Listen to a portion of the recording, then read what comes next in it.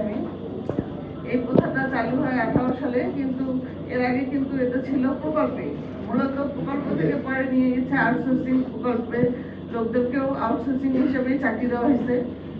চাকরি দিয়ে তাদেরকে যখন তখন চাকরিচ্যুত করা হয়, ভয় দেখায়, ভয়ভীতি দেখিয়ে রাখে এবং নবম গ্রেড থেকে 20তম গ্রেড পর্যন্ত আউটসোর্সিং করা হয়েছে।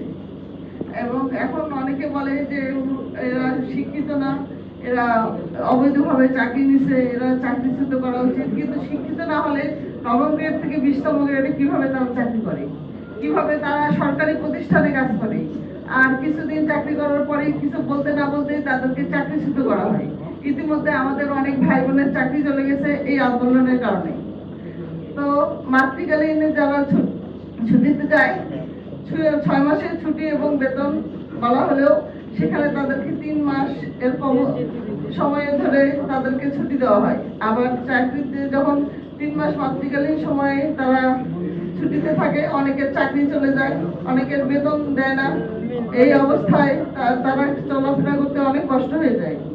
আমরা সবার কাছে অনুরোধ জানাবো এই বিষয়গুলো আপনারা দেখবেন এবং কারো যেন চাকরি না যায়, এবং এক দফা এক দাবি আমাদের, চাকরিকে সরকারিকরণ। আপনারা সেই সাথে আমাদের সঙ্গে একমত পোষণ করবেন। আসসালাম।